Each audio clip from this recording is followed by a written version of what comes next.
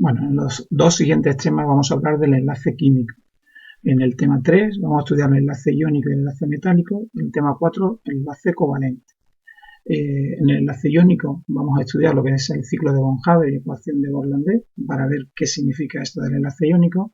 Y en el enlace metálico vamos a estudiar la teoría de la nube electrónica y teoría de bandas.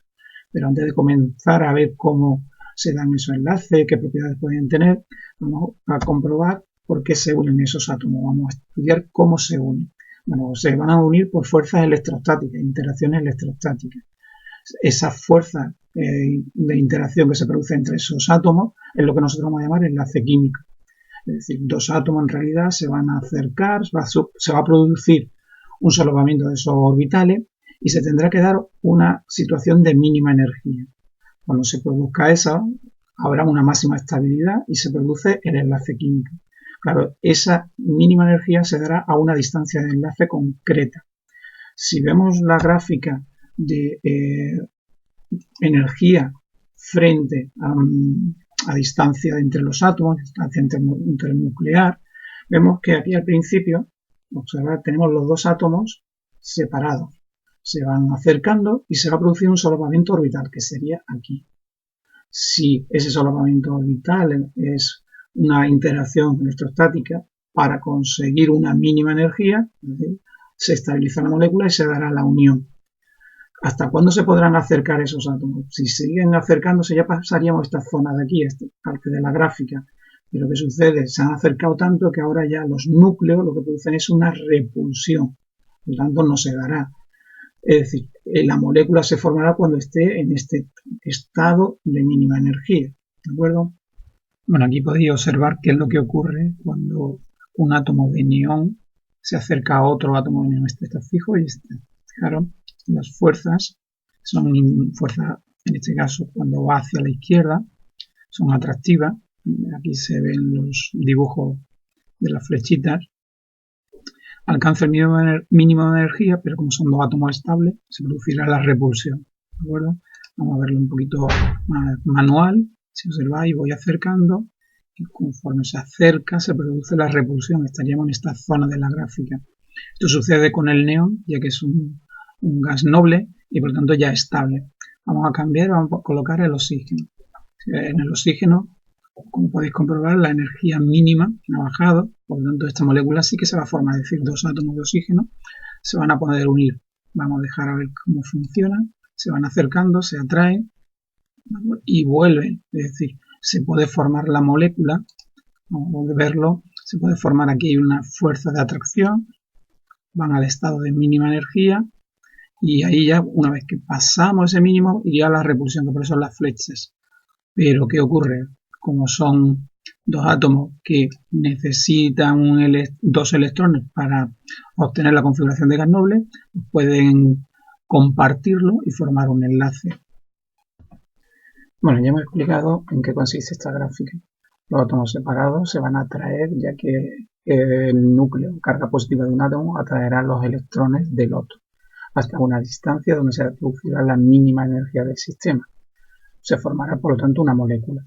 Si continuaran acercándose, pues se produciría la repulsión. Pues es todo un punto de vista electrostático. Vamos a ver qué le ocurre a los átomos, cómo consiguen esa estabilidad al unirse con otro átomo. Pues Coser y Lewis propusieron que cada átomo tiene que adquirir la configuración de gas noble, es decir, de capa completa. A esto es lo que se le llama la regla del octeto. ¿Cómo explicamos ahora los distintos tipos de uniones? Bueno, a eso es lo que llamamos nosotros los enlaces iónicos, covalentes y metálicos.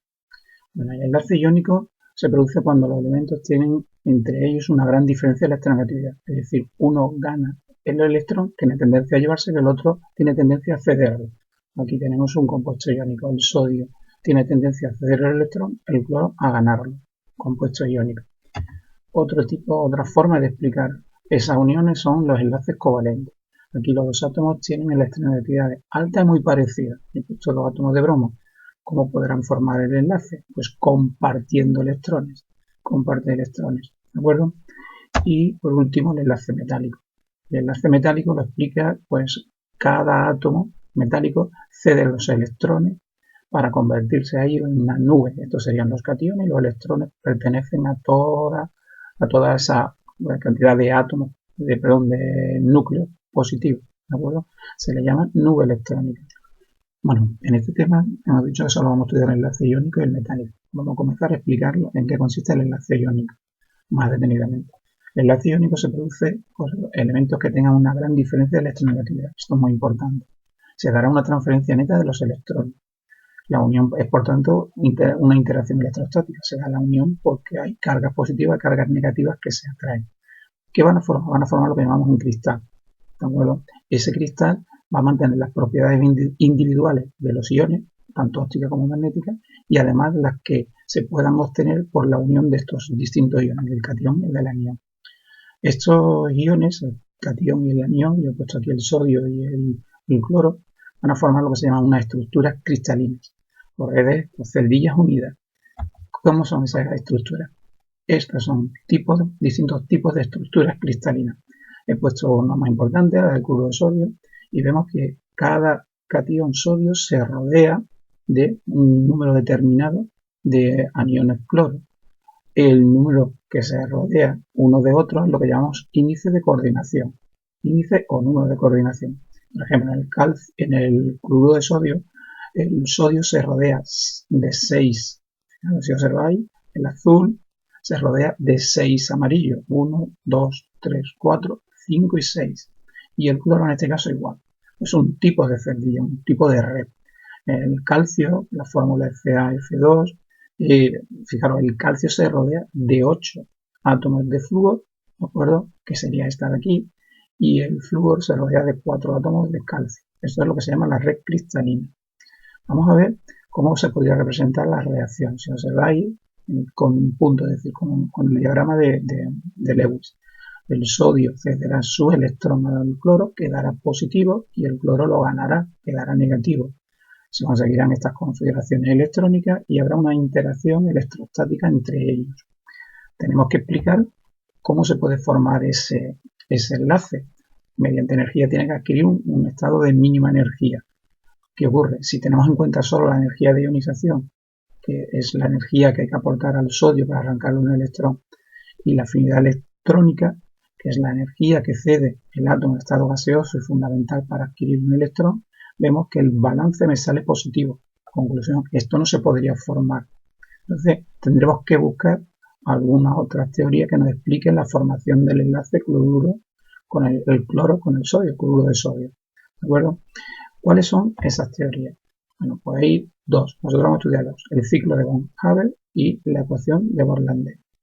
Primero vamos a definir lo que es la energía reticular, que es lo que a mí realmente me interesa. La energía reticular es la energía que se desprende cuando se forma una red cristalina, ¿de acuerdo? Un compuesto iónico a partir de sus iones.